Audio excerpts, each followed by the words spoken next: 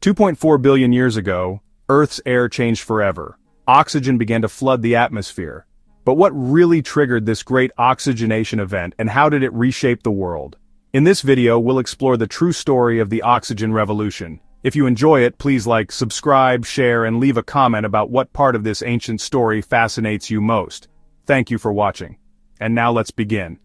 The Earth more than 2.5 billion years ago is a planet that feels unfamiliar when compared with the world of the present day. The air that surrounds it is thick with gases that do not include free oxygen. Instead, the atmosphere holds nitrogen, carbon dioxide, methane, and water vapor, with traces of hydrogen and sulfur compounds from volcanic activity. Without oxygen, the sky does not take on the deep blue that people know today. Instead, it may appear hazy with a tint shaped by methane and dust particles. The absence of an ozone layer allows ultraviolet radiation from the sun to reach the surface without a protective filter bathing the land and shallow seas in harsh energy that would be damaging to most modern organisms. The oceans hold even greater differences. Their water is not clear and blue, but instead are heavy with dissolved minerals, especially iron in its reduced form. This iron remains soluble because there is no oxygen present to precipitate it as rust. The seas may look green, brown, or even murky red in certain places depending on local conditions. These minerals influence not only the color of the water but also its chemistry, shaping what kinds of organisms can survive. The oceans are therefore both a cradle and a challenge for early microbial life. Life on this early Earth consists mainly of microorganisms. There are no animals, no plants, and no fungi. Instead, bacteria and archaea dominate. Some thrive near hydrothermal vents using chemical energy from the Earth's interior to fuel their metabolism. Others occupy shallow lagoons and coastal flats where sunlight interacts with minerals and provides opportunities for new metabolic strategies. These organisms do not depend on oxygen because oxygen is not available. Many rely on sulfur compounds, iron or methane as part of their energy cycles. Their existence shows that life does not require oxygen to persist. On land, the picture is equally stark. The continents are still assembling, built from volcanic activity and slow tectonic motion. Their surfaces are bare of vegetation. Instead, exposed rock weathers under the influence of rain and gases, but without oxygen. These processes take forms different from those known today. Minerals such as uraninite and piite can persist in ancient soils because nothing oxidizes them. When scientists examine rocks from this time, they find these minerals intact, offering strong evidence that the atmosphere lacks oxygen. These ancient soils, called paleosols, serve as one of the most direct windows into the conditions of early Earth's surface environment. Volcanic activity is constant and influential. Gases from eruptions include hydrogen, carbon dioxide, methane, and sulfur dioxide. Each of these gases is chemically reactive with oxygen, meaning that if oxygen were present, it would be consumed. In effect, the atmosphere itself acts as a large sponge for oxygen, ensuring that even if some oxygen were produced locally, it would not accumulate. Volcanic gases therefore help maintain the reducing state of the atmosphere. The greenhouse effect is critical in this time period. The sun shines with less intensity than it does today, yet the Earth remains warm enough for liquid water to persist. This warmth comes largely from methane and carbon dioxide, both of which trap heat in the atmosphere. Methane is particularly abundant because microbes known as methanogens produce it as part of their metabolism. These organisms flourish in an oxygen-free world, releasing methane into the air. Methane also interacts with sunlight to form hazes that may contribute to the atmospheric color. This haze filters sunlight, creating a unique balance between warming and cooling effects. The chemical nature of the oceans reflects the reducing conditions as well. Iron remains dissolved and sulfur is present in reduced forms. Without oxygen, the cycling of these elements is very different. Microbial communities exploit these conditions using sulfur and iron as part of their metabolic strategies. In shallow waters, microbial mats build layered structures, sometimes preserving evidence of their existence in sedimentary formations. These mats influence local chemistry, but do not change the global balance of the atmosphere. The oceans thus represent both habitat and chemical reservoir, storing vast amounts of iron and sulfur in forms that await reaction if conditions change. Evidence for the nature of this early world comes from multiple scientific sources. Rocks older than 2 billion years contain minerals that cannot survive long exposure to oxygen. Their survival indicates that oxygen was absent in the air. Isotopic signatures, especially in sulfur, provide further confirmation. Sulfur isotopes show patterns that occur only in an oxygen-free atmosphere. When these patterns are present in ancient rocks, they tell scientists that the air of the time lacked oxygen. These methods do not require direct samples of the atmosphere, but instead rely on the chemical memory locked in ancient minerals. The landscape itself is barren compared to today. Without plants to hold soil in place, erosion is rapid. Rivers carry sediments to the seas where they mix with dissolved minerals and microbial mats. Weathering on land occurs through reactions between carbon dioxide and rock, producing clays and other minerals, but not the oxidized forms that are common in later times. Lightning storms and volcanic eruptions add further gases and particles to the atmosphere, maintaining the reducing state. This cycle of input and reaction continues for vast stretches of time, keeping the Earth in balance without oxygen. The microbial world adapts to these conditions. Communities form around energy sources available in the absence of oxygen. Some microbes use hydrogen from volcanic emissions, others use sulfur compounds, and others exploit the chemistry of iron. Diversity within these microbial groups increases, slowly producing variations on metabolic strategies, but not yet producing a major global change. Microbial mats in shallow seas represent one of the most stable ecosystems of the time, capturing sunlight and interacting with dissolved minerals but leaving little impact on the overall atmospheric composition. From a geological perspective, the early Earth at this time is dynamic in terms of volcanism, tectonic movement and chemical cycling, but stable in its overall atmospheric chemistry. The reducing environment persists for hundreds of millions of years, shaping the path of life and the appearance of the planet. Each piece of evidence collected by scientists, ancient soils, sulfur isotope records, mineral preservation, and the chemistry of sediments confirms this picture. The world remains without free oxygen in its air and seas, and life continues within that framework. Within the shallow waters of the Arctic seas, a new form of microbial life begins to appear.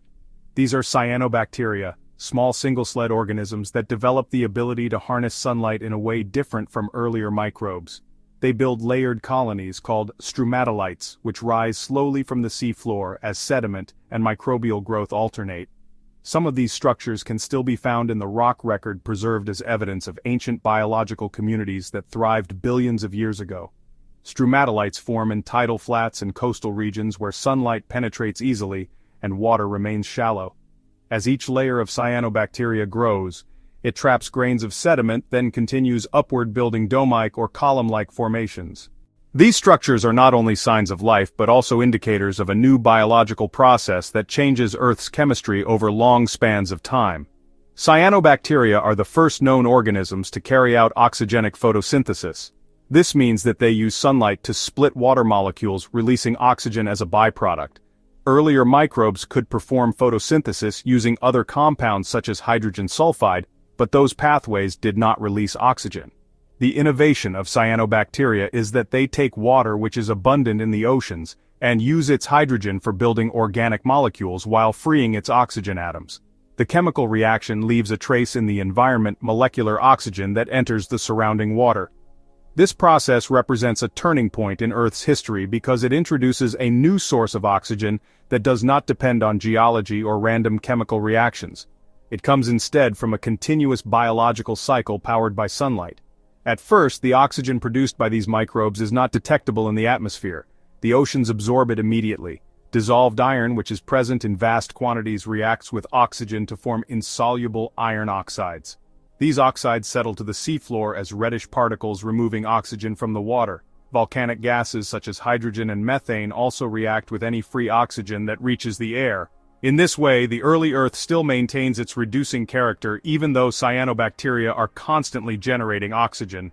The sinks are so large that the oxygen is consumed before it can build up. Despite this, the local impact of cyanobacteria is significant. Around stromatolites and microbial mats, microenvironments develop that contain higher concentrations of oxygen than the surrounding water. These zones are called oxygen oases. Within them, other microbes that can tolerate oxygen find a niche. Over time, genetic variation allows some microorganisms to experiment with metabolic pathways that make use of oxygen. Although these experiments are limited to specific habitats, they demonstrate that the presence of oxygen begins to shape evolutionary possibilities even before the atmosphere as a whole changes. The presence of stromatolites in the rock record provides a visible sign of these microbial communities. Some of the oldest stromatolites date to more than 3 billion years ago, suggesting that cyanobacteria appear early in Earth's history. Their abundance increases over time, particularly in the interval leading up to the Great Oxygenation Event. In some regions, they dominate shallow coastal environments, forming wide mats that spread across tidal flats and lagoons. These mats interact constantly with the chemistry of their environment, releasing oxygen-trapping sediments and producing organic matter. The process of oxygenic photosynthesis can be explained step by step. Light energy from the sun strikes pigments within the cyanobacteria, most notably chlorophyll. These pigments capture the energy and use it to drive the splitting of water molecules into hydrogen and oxygen. The hydrogen becomes part of sugars and other organic compounds that the cells build for energy and growth. The oxygen, however, is released into the surrounding environment as waste. In modern plants, this same process takes place. But in the Archean world, cyanobacteria are the original inventors of this strategy. Their waste product oxygen is chemically reactive and does not remain free for long. But the sheer persistence of microbial activity ensures that more and more of it is released each day. The energy efficiency of oxygenic photosynthesis is higher than that of earlier metabolic strategies. This allows cyanobacteria to produce more organic matter and to grow in larger colonies. Stromatolites expand upward and outward, forming reefs that may stretch for kilometers in certain regions. The abundance of food in these microbial systems supports other organisms as well, creating small ecosystems in which different metabolisms coexist. Some organisms consume the organic matter produced by cyanobacteria, while others rely on chemical byproducts of their metabolism. From a geological perspective, the activity of cyanobacteria represents a constant input of oxygen into the Earth's system. Unlike sudden geological events such as volcanic eruptions, microbial photosynthesis is steady and continuous. Day after day, sunlight drives the release of oxygen in shallow waters across the globe. Even though this oxygen does not immediately alter the atmosphere, it slowly begins to fill the chemical sinks that dominate the oceans and air. The iron in the seas, the reduced gases from volcanoes, and the minerals on land all represent reservoirs that must be saturated before oxygen can escape into the wider environment. The work of cyanobacteria is therefore slow but cumulative. Modern scientists study ancient stromatolites to understand these processes. In some places, living stromatolites still exist, such as in Shark Bay in Western Australia.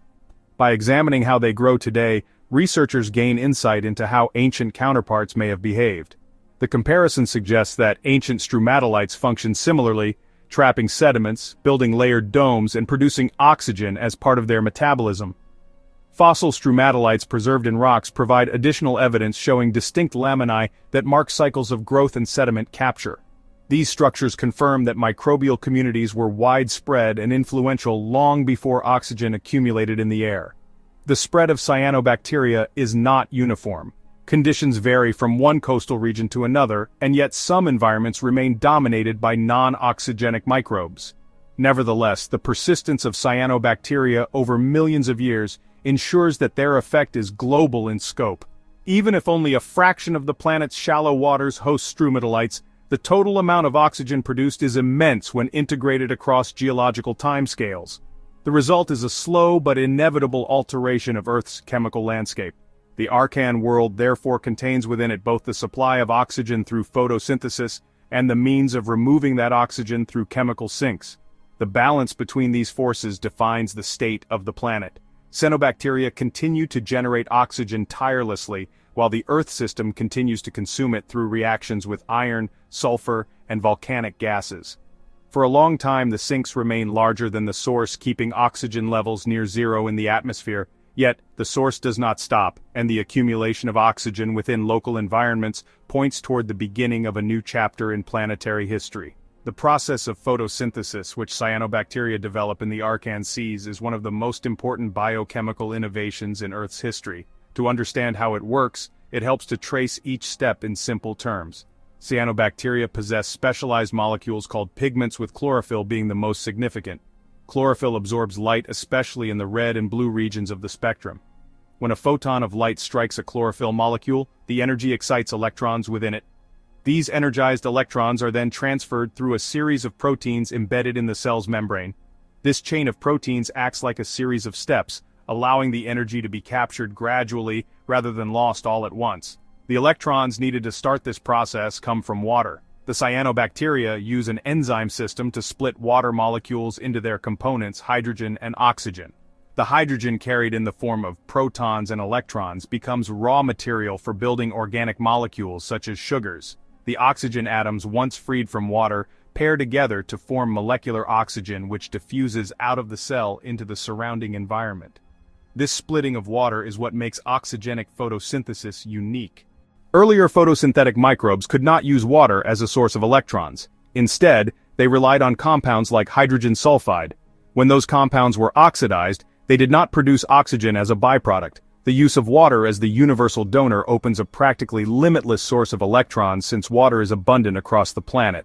The sugars and organic molecules produced inside the cyanobacteria serve as food and structural material for the cell. Some of this material fuels growth and reproduction while some becomes waste that other microbes may consume. In this way, cyanobacteria act as primary producers, converting light energy into chemical energy that can support other forms of life.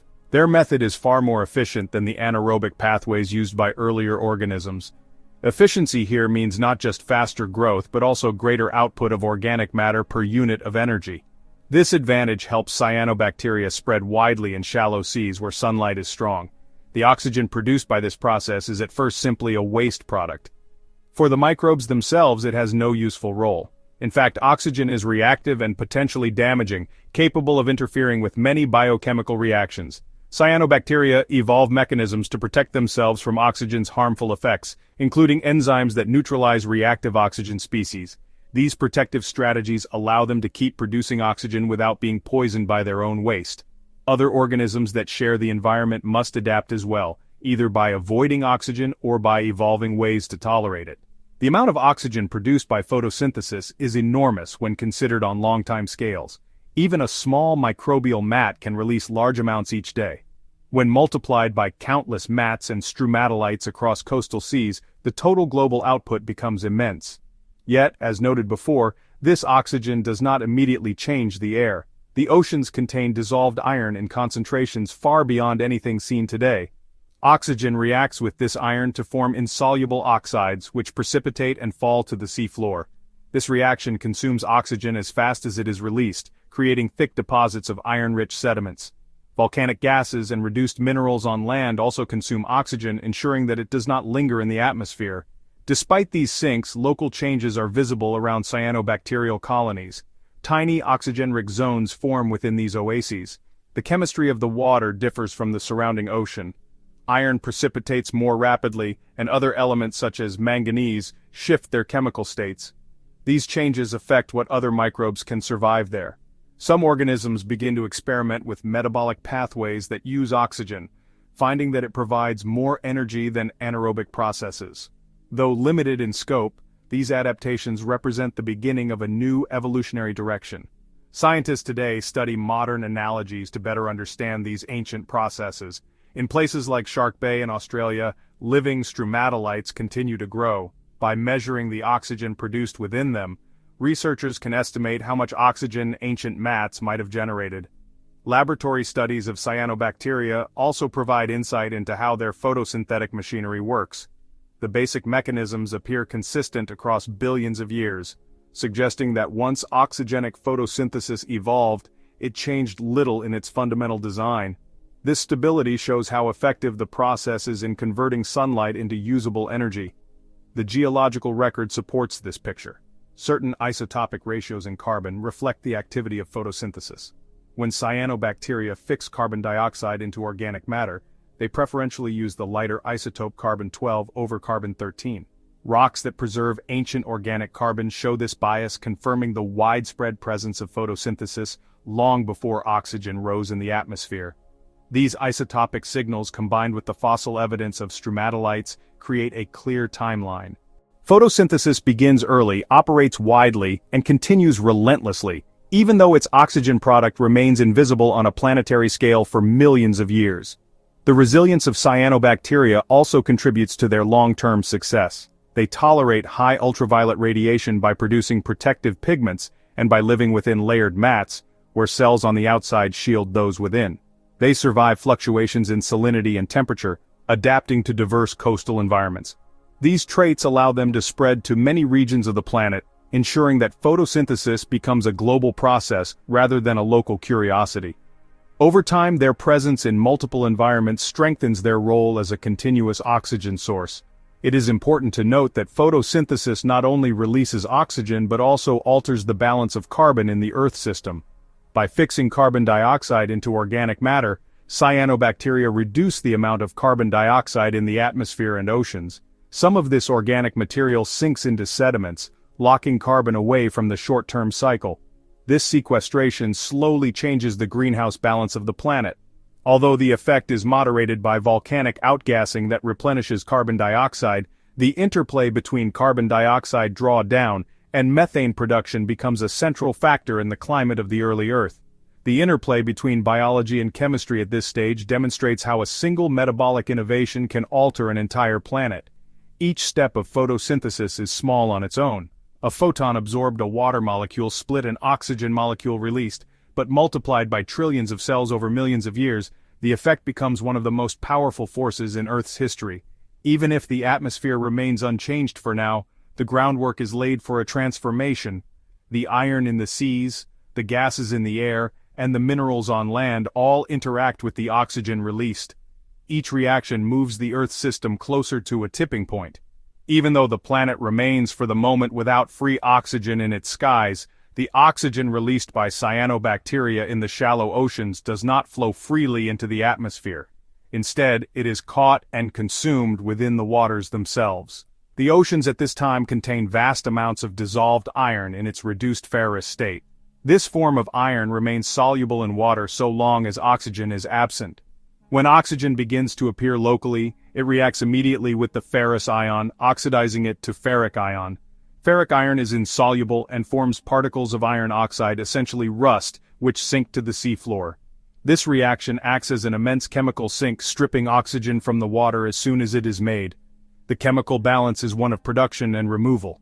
Cyanobacteria continue to generate oxygen every day through photosynthesis. Yet the ocean absorbs it almost instantly.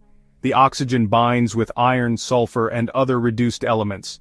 The result is that for a long period of time, oxygen does not accumulate either in the oceans or in the air. It is not because oxygen production is small, but because consumption is overwhelming. The oceans act like a giant sponge soaking up every molecule before it can escape. This process leaves a distinctive mark in the geological record.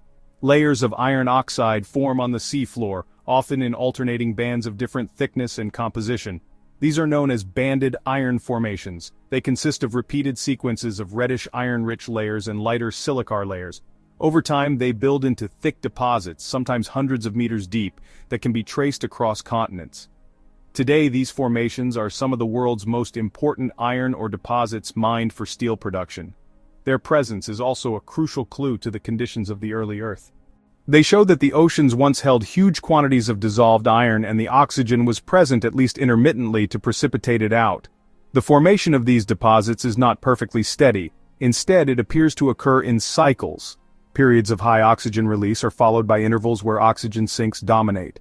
The alternating nature of banded iron layers may reflect seasonal variations in microbial activity, changes in ocean circulation, or pulses of volcanic input that temporarily shift the chemistry. Whatever the exact cause, the record shows that oxygen was being produced regularly, but captured by iron before reaching the atmosphere. Other sinks also play important roles. Volcanic gases such as hydrogen and methane react rapidly with oxygen. As long as volcanoes continue to erupt frequently, they inject reduced gases into the air and maintain a strongly reducing environment. On land, minerals like pyrite and uranite oxidize when exposed to oxygen. Their survival in ancient soils indicates that the air remains oxygen-free, confirming that atmospheric accumulation has not yet begun. Each of these sinks must eventually be saturated or diminished before oxygen can persist in the wider environment. In the oceans, the precipitation of iron changes not only the chemistry of the water but also the ecology. As dissolved iron is removed, nutrient balances shift. Iron is important for many microbial processes, including photosynthesis and nitrogen fixation. Local depletion of iron near oxygen oases may stress some microbial populations, while others adapt to the new conditions. This interplay between oxygen production and iron consumption creates a dynamic but localized set of habitats, each with its own microbial community. Scientists study the isotopic composition of iron in ancient rocks to learn more about these processes. Isotopic ratios can indicate whether iron has been oxidized biologically or chemically, and whether oxygen played a role in the precipitation. These signals support the idea that oxygen produced by photosynthesis was driving much of the iron deposition. Without life, the oceans would not have generated such massive iron-rich layers. The link between biology and geology is clear. Microbial activity produces oxygen. Oxygen reacts with iron and iron sediments. Record the event. The scale of the iron sink is difficult to overstate. Estimates suggest that the total amount of iron precipitated during this time is many orders of magnitude greater than what could exist in the oceans today.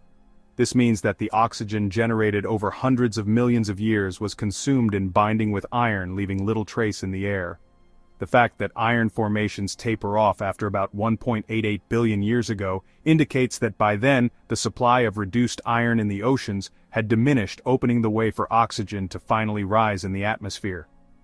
But in the period around 2.5 billion years ago, iron remains the dominant sink and oxygen stays hidden from the atmosphere. The reaction between oxygen and iron also influences the color and appearance of sediments. Iron oxides are reddish or brownish, giving the sea floor a distinctive hue when they accumulate. The alternating bands of iron and silica produce striking patterns in rock cross-sections. These bands remain visible billions of years later, giving geologists a direct visual record of chemical cycles that took place in the early oceans. When cut and polished, the rocks show rhythmic stripes, each representing a balance between oxygen production and consumption. The scale of time involved is immense. Cyanobacteria produce oxygen continuously, but it takes tens of millions of years for their output to make a difference in global chemistry. The oceans must first capture vast amounts of oxygen through iron precipitation. Only after this reservoir is exhausted will oxygen begin to leak into the atmosphere. In this way, the buildup of oxygen is not immediate but delayed by the planet's own chemical stores. The story of early oxygen is therefore not just one of biological innovation, but also of chemical resistance with the Earth's system itself, preventing change until its sinks are filled. Researchers also examine other proxies to confirm the absence of atmospheric oxygen during this stage. One of the most important is sulfur isotope fractionation. In an oxygen-free atmosphere, ultraviolet light splits sulfur molecules in unusual ways, leaving a mass-independent isotopic signal. This signal appears in Archean rocks, but disappears around 2.44 billion years ago, coinciding with the first rise of atmospheric oxygen. During the period when iron dominates as a sink, the sulfur signal still indicates a reducing atmosphere. This reinforces the conclusion that oxygen, though produced locally, has not yet escaped to the global air.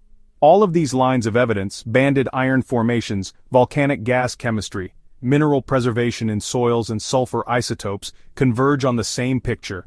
Cyanobacteria are releasing oxygen continuously, but the oxygen remains trapped within the oceans and consumed by reactions with reduced compounds. The world remains reducing, the sky lacks oxygen, and life continues to exist in an environment far different from the one familiar today. The buildup of oxygen in the atmosphere lies still in the future. For now, the oceans and the rocks themselves absorb everything that microbes release, storing the evidence in layers of rust that rest quietly on the ancient seafloor. Banded iron formations stand as some of the clearest markers of the early interaction between oxygen and the oceans. These deposits are found on nearly every continent, often preserved as thick layers of rock that extend for hundreds of kilometers. Their alternating patterns of dark iron-rich bands and lighter silica bands create a striped appearance that can still be seen in outcrops today. The thickness of these deposits shows that the precipitation of iron from the oceans was not a minor process, but a dominant geological phenomenon lasting for hundreds of millions of years. Their very presence provides direct evidence that oxygen was being produced by biological activity, even if it did not accumulate in the atmosphere. The composition of banded iron formations reflects the chemistry of the early seas. The iron-rich layers are composed mainly of hematite and magnetite, which are oxides of iron. These minerals form when dissolved. Ferrous iron reacts with oxygen to produce ferric iron. Because ferric ion is insoluble in water, it falls out of solution and settles to the sea floor. The lighter layers are often Che form of silica that precipitates under different conditions. The alternation between these two types of layers suggests that the balance of oxygen production and chemical sinks fluctuated over time. Periods of higher oxygen availability may have favored iron oxide deposition, while times of lower oxygen allowed silica to dominate. The rhythmic nature of these layers invites questions about their cause. Some scientists propose that they reflect seasonal changes in microbial photosynthesis. During times of high sunlight, cyanobacteria might produce more oxygen, leading to greater iron precipitation. In darker or less productive seasons, oxygen levels would fall, allowing silica to precipitate instead. Others suggest that volcanic activity or ocean circulation patterns played a role intermittently altering the balance of dissolved minerals and gases. Regardless of the specific mechanism, the banding captures a cycle of interaction between life and chemistry. The sheer scale of these formations is striking. In some regions such as the Hamsley Basin of Western Australia and the Lake Superior region of North America, banded iron formations are thousands of meters thick. Their deposition spans a window from about 3 billion years ago to around 1.8 billion years ago, after which they become